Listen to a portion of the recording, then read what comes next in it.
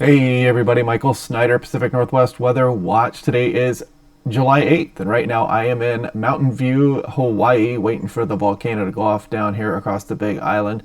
But taking a look here across the Pacific Northwest, you can see we have a fairly warm day across much of the region yet again today, before we get a cool down tomorrow, and you can kind of see these clouds moving into western Canada as we speak, and we'll take a look at what is to come after that. How long are we going to stay down in those temperatures, and what is to come as we go through the extended forecast. So taking a look here today, fire concerns Tuesday and Wednesday. We got red flag warnings up here, so be careful across portions of eastern Washington, eastern Oregon. Fire weather watches in the yellow there, red flag warning. I would just treat these the same. Some gusty winds and low relative humidities are not going to be kind to any fires that do start, and we do have the potential for some lightning strikes here as well. And again, some of these might not be producing enough precipitation to extinguish the fires that the lightning would cause. And you can see some outflow winds from these thunderstorms can help to fan some of those flames.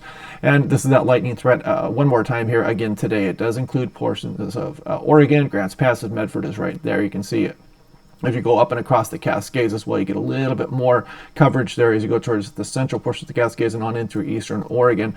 So take a look at what is going on right now. You can kind of see this system. It's going to be sliding through here. You got the lower heights across western Canada, but then in the wake of that, we start to build a ridge back up as we go towards the end of the week. Stays with us for a while, and then we really amplify this ridge as we go on in through next week. Some pretty lofty temperatures showing up for some of the region here. Something to watch as we go on in towards next week. So some pretty warm temperatures. I'll show you some of that here in a moment, but I wanted to show you the thunderstorm potential today. So as we go through the day today, it's this stuff right here across the eastern Oregon. Again, some isolated dry thunderstorms are possible with some of that activity. It could kick off some fires there, and yeah, we're still going to have some gusty winds across the region. That fire danger will be increased. We take a look here at the composite reflectivity, what the Doppler radar may look like here over the next 60 hours. What I want you to look attention to or pay attention to initially here is across the eastern Oregon, some of that lightning activity there as we go through the day today. And you can see this frontal system, it moves down across western Washington, but it really does not have that much of a punch to it. It's going to drop our temperatures down, but it's not bringing a lot of rainfall for places like Seattle, for example. Better amounts, Everett, northward through southwest BC, but not too much for Seattle. And if we take a look at the European, I'm going to scroll through here pretty quick. You can kind of see a couple hundredths of minutes for Seattle. A little bit better for the coastal areas here, maybe some of the North Cascades, southwest BC, Vancouver Island. But yeah, not a lot of precipitation to talk about with this frontal system. And then we warm up in the wake of that next one. So this is for today. I'm going to back this up a little bit here so we can see more of the region. And you can see that we're dealing with some very warm temperatures today. Look at that, Tri-Cities up over 100. Seattle, 85 degrees, very warm.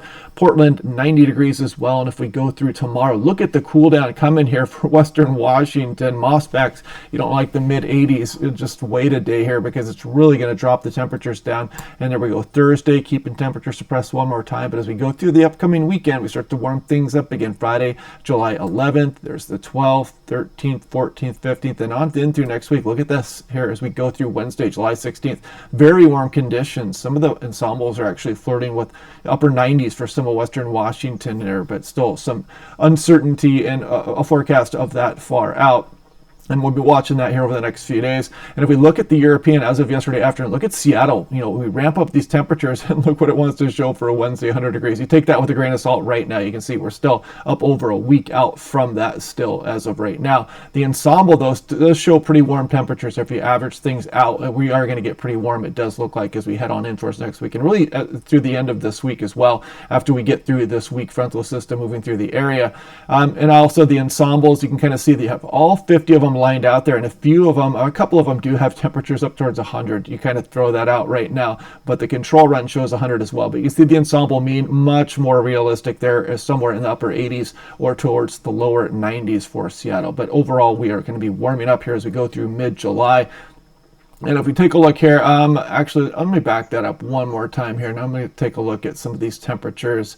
We'll go to temperatures there, and you can kind of see that some of eastern Washington, Oregon, slight risk for some above average temperatures. Maybe that'll get extended up into western Washington as well as we go through the mid-July heat coming up here. Here's the 6 to 10 day above normal. As you can see, it should be no surprise with what we just looked at, and the below normal signal here across some of the Pacific Northwest as well. 8 to 14 days, something similar, and yeah, take that with a grain of salt there also. But yeah, and there's the hazardous temperatures again. But yeah, anyway, I'm hoping the volcano goes off today or tomorrow. volcano. I am pretty close by here. If you go to Kilauea and just or Google some of the Kilauea fountaining episodes that have been happening here over the last few months, it's been pretty spectacular, and the inflation is redeveloped here across the volcano, and it's supposed to go off here in the next day or 2 or 3 or so. So yeah, hopefully I can catch that before I head back home. But I got my laptop here on the road. Let me know what you guys think. Click like and subscribe. We'll do this all again tomorrow, and I will talk to you guys then.